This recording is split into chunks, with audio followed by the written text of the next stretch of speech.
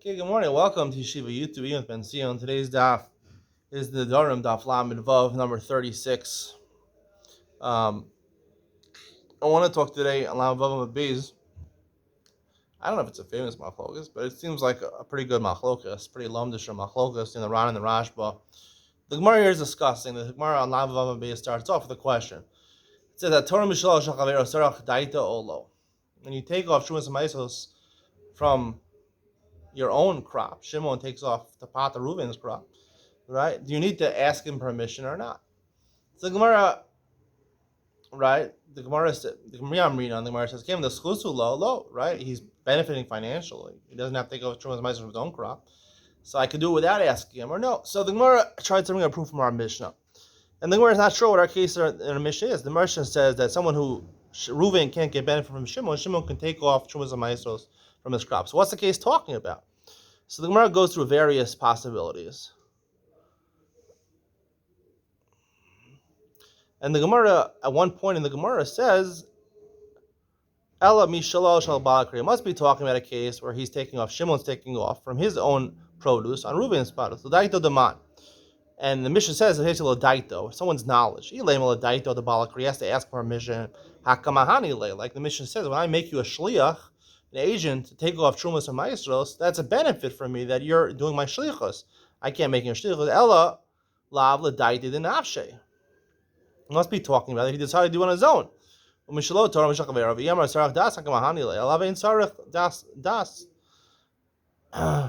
So the Gemara tries to prove, right? Must be that you don't have to ask him, right? And Shimon take off from his crop on Reuven's crop. You don't need to ask him, right? And see, it would answer potentially the question of the Gemara that you could do it for the person because it's chasulo. Now the problem with this Gemara is that the Gemara just said, if he tells me to do it, Reuven tells me to take off my own crop on his crop, so then I'm benefiting him. But if I don't ask him, I'm not benefiting. Now, what do you mean you're not benefiting from him? You're benefiting tremendously over here. Because you're taking off, Shimon's taking off his own crop and saving Reuven whatever amount of Shumas Ma'asos he would have to take off his own crop. Shimon is doing it for him. He's saving him a lot of money financially. So how could the Gemara assume there's no problem? That the Mishnah would say that it's okay. Torah is Shumas or Ma'asos Daito. His own das. What do you mean? You're benefiting him financially, greatly over here.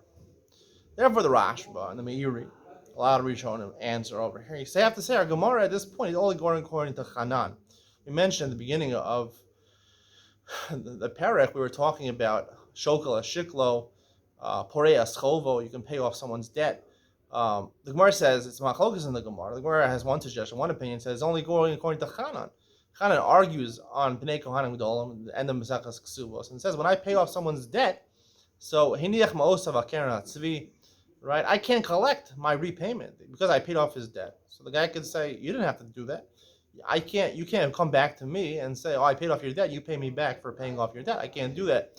So here also, according to Hanan over here, right, I'm paying off your debt. Trumas and Maisos is a tax that I have to pay for my produce. I did it for you. I can't come back to you and say, I took off Trumas and Maisos from you, give me the money back. So there's no financial aid over here because I can't demand the money back. So financially, I didn't benefit, right? Financially, I haven't benefited the person because I don't have the right to pay for him, right? I'm just doing something out of my own nature. It's not on his account. I'm doing it for whatever. I wanted to be a nice guy, but I'm not really benefiting the other guy because I have no way of collecting this money. So they say it's only going to the Chanan. The Ran says no. The Ran says you can't just say, first of all, the Gemara before said there's one opinion said you don't want to say our Mishnah is just according to the Chanan. And secondly, the Ran says we don't want to say also over here it's just according to Chanan. So therefore he says a unique answer, the Ran. The Ran says over here, since the Maskana of our Gemara, at the end of the Gemara, for the two dots, concluded that when Shimon takes off produce from his crop to Pata Reuben's crop, the Gemara has a question: Tuvas Hanash Shalmi, who gets to decide who gives the trumos of Shimon's produce to who? Does Reuben get to tell Shimon who to give it to, or can Shimon give it to whoever he wants? The Gemara's Maskana, Shimon give it to whoever he wants. So the Ran says, based on that Maskana of the Gemara, that he can give it to whoever he wants. So therefore, when I take Oshon and Maisos, I'm doing it because I want to do it, right? I want to do it. I want to give it to my own, I want to give it to whichever Cohen I want to have a good relationship with, a good business relationship, right? People in the business world. They want to give benefits to certain people. That's the concept of tuvas hana. I want to give benefits to people. You work with certain clients, give you tickets to a Knicks game, Yankees game. So I went to all the Yankees World Series in the '90s. Before I got tickets from his client. All those playoff Knicks games where they lost the Bulls in the late '90s, early '90s, late '90s. Forgot already. So at the end of the day, I want to decide who I want to give it to. The Tuvas Hana is so because I get to do whatever I want with that. Yes, you're right. Ruvain benefited financially, according to Bnei Kohanim Gedolim, right? I really benefit him financially because when I pay off someone's debt, right? I can go to that guy and say, I paid off your debt, pay me back. So I did benefit you financially over here. However, it's indirect benefit, he says, because I really did it because I want to give the money I want to give the Trumas. I want to take off Trumas and Maisa. Like the Gemara says, Shimon couldn't have taken Trumas and Maisa. So if there was no field to take off Trumas and Maisa, I can't take something as Trumas and Maisa. So there's no produce to take it off from. So he's doing it to benefit Reuven, but really he's doing it to benefit himself. Now, the problem is that nonetheless, there is a financial benefit. But technically, according to Bnei Kohanim Gedolim, that money I recoup. So I financially benefited the guy by not asking for it back. So technically, at the end of the day, even though it's indirect, I'm doing it for my own motives, my own purposes, the question still remains according to the Ran. What do you do with the fact? So what do you do with the fact that really I'm financially benefiting him? So this really plays into the Ran sheet. The Ran at the beginning of the Sekha said, there's two types of Nedarim. There's a Neder where I say, Kikar zu alai. And there's a Neder where I say, Konam Kikar zu. When I say Kikar zu alai, that's a valid Neder according to the Ran. That's a Neder. Konam Kikar zu alai, which your matfis to a korban. The Gemara is full of this. We had a discussion yesterday. Ish me'ila b'konamos. Konamos is another way of being matfis to a korban. So there's a question over there. Does it have financial value? Did you do me'ila if you benefited from it? You have to actually pay money to a hektish for what you did over here. There's a certain kedusha over here. So according to the Ran, there's two types in the Nedarim. So everyone agreed. I explained yesterday. Me'ish me'ila b'konamos. We pass on like me'ish me'ila b'konamos.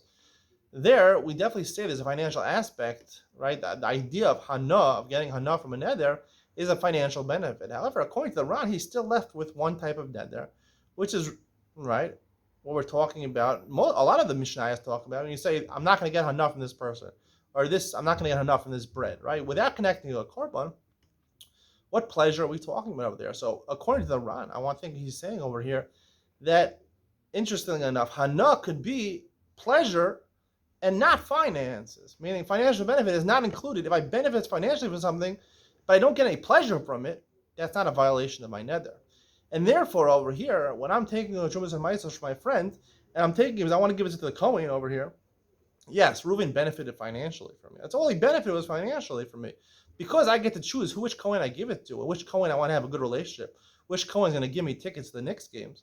So, it's not hard to get tickets to the Knicks games now. So, he's doing it for himself. And in terms of financially, that's not included the neder. We're talking about a neder that's not matfis l'karban. So matfis l'karban, that's financial neder. That the benefit of there is a financial benefit. Here we're talking about a regular neder where the benefit is a physical benefit, a relationship type of benefit. And therefore, the Ran says over here, yes, the benefit is the relationship benefit to the Kohen. Is there a financial benefit? Yes, there is, but who cares? Because that is not forbidden in a regular neder.